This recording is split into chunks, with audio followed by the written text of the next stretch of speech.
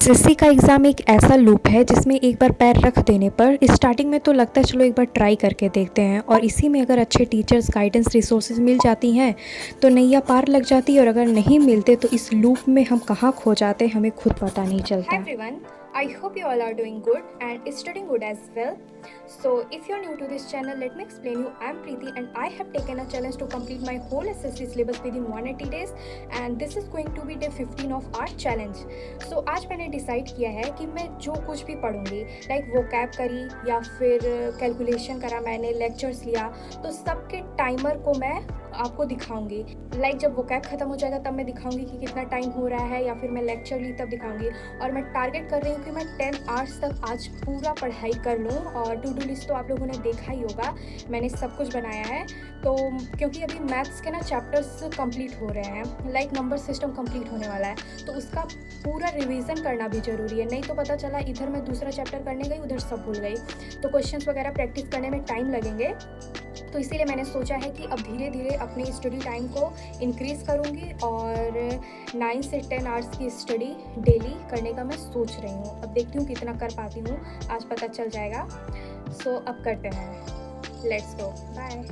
हाँ, सबसे पहले मैं अपने डे का स्टार्ट करती हूँ कैलकुलेशन के साथ। सुबह में माइंड बहुत फ्रेश रहता है जिससे कैलकुलेशन वगैरह अच्छी होती हैं। तो मैं रेगुलरली 10 एडिशन, 10 सब्ट्रैक्शन, 10 मल्टीप्लिकेशन ऐसे करके करती हूँ। चैप्टर वाइज नहीं करती क्योंकि वैसे बोरिंग लगने लगता है, इसीलिए मैं सोचती हूँ कि थोड़ा थोड़ा सारे टॉपिक्स को टच करूँगी। एंड मैंने 1 से 30 तक पूरा टेबल लर्न कर लिया, तो आज मैंने उसे भी लिखा। एंड 1 से 50 स्क्वायर याद है, 1 to 30 क्यूब भी मैंने याद कर लिया है, एंड 1 to 10 जो परसेंटेज होता है उसका फ्रैक्शन वैल्यू, ये सब उसको भी मैंने कर लिया। लोगों को कितने तक स्क्वायर, टेबल्स एंड क्यूब्स याद है मुझे कमेंट सेक्शन में बताना। इसके बाद मैं यहाँ स्टार्ट कर देती हूँ मैथ का लेक्चर लेना, और मैथ में मैं कर रही हूँ रिमाइंडर का लेक्चर नंबर 2, और इसका नोट्स मैं अपने टेलीग्राम ग्रुप में प्रोवाइड कर दूँगी अभी जस्ट वीडियो अपलोड करने के बाद। सो आप लोग अगर टेलीग्राम चैनल ज्वाइन नहीं किए हो तो लिंक डिस्क्रिप्शन में है, जाके कर लो।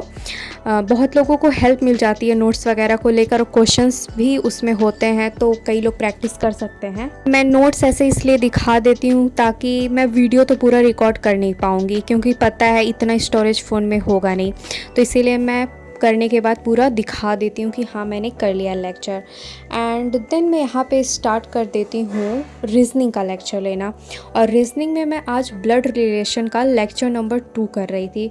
And to be very true, अभी मैं बिगिनर हूँ और कभी ऐसे इस चैप्टर को उतना अच्छे से पढ़ा नहीं है, तो काफ़ी ज़्यादा ट्रिकी हो जा रहा है क्वेश्चंस वगैरह को, मतलब रिलेशन को, इनका उनका क्या क्या, बट अगर प्रैक्टिस अच्छे से कर लूँगी तो इजी हो जाएंगे। आप लोगों को रीजनिंग का कौन सा चैप्टर सबसे ज़्यादा इजी लगता है, एंड रीजनिंग का क्वेश्चन प्रैक्टिस आप लोग किस बुक से कर रहे हो मुझे थोड़ा कमेंट में बताना, उससे आइडिया मिलेगा, क्योंकि मुझे भी रिवीजन वगैरह स्टार्ट करनी है।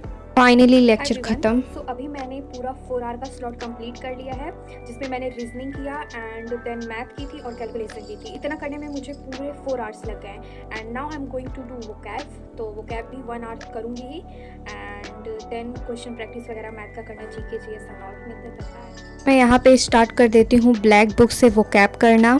मैं सोच रही हूँ एडिटोरियल स्टार्ट करूँगी निमिषा बंसल मैम से, अभी सोच में ही पड़ी हूँ, पता नहीं कब स्टार्ट होगा, क्योंकि रीडिंग कॉम्प्रिहेंशन पर पकड़ बढ़ानी बहुत ज़रूरी है, तभी जाके मार्क्स वगैरह इंग्लिश में इंक्रीज़ होगा। एंड मुझे 100 वोकैब याद हो चुके हैं अच्छे से, जिसमें 1 वर्ड सब्स्टिट्यूशन है ब्लैक बुक से। तो मैं सोच रही हूँ अभी कुछ दिन इसी को बस रिवीजन करती जाऊँगी, क्योंकि रिवीजन इज़ दी ओनली की।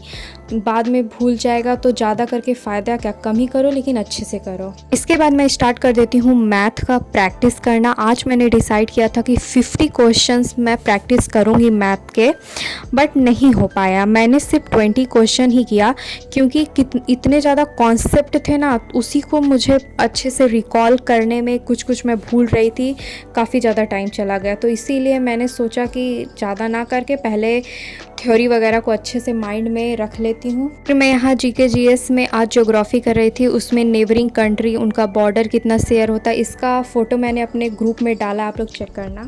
मैं चली जाती हूँ थोड़ा वॉक करने छत पे। काफ़ी ज़्यादा बोर हो गई थी सुबह से पढ़ते पढ़ते। पढ़ने के साथ साथ थोड़ा घूमा भी करो सब लोग, माइंड फ्रेश रहेगा, बस पढ़ाई पढ़ाई में नहीं। आप लोग फ्री टाइम में क्या करते हो? हाँ, अराउंड मेरे 7 आवर्स हो जाते हैं। मैं स्टार्ट कर देती हूँ अपना मॉक लगाना।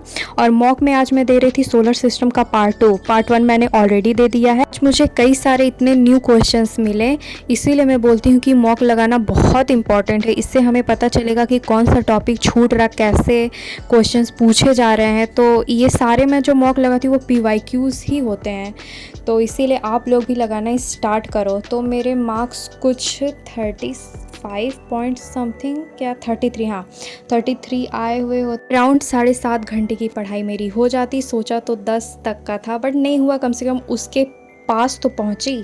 आपका डे कैसा रहा आज का, मुझे कमेंट सेक्शन में ज़रूर बताना। सो मिलते हैं कल एक नई स्टडी ब्लॉग के साथ। Till that, tata bye bye. अच्छे से रहिए, हेल्दी रहिए एंड पानी भी पीते रहिए। Bye, good.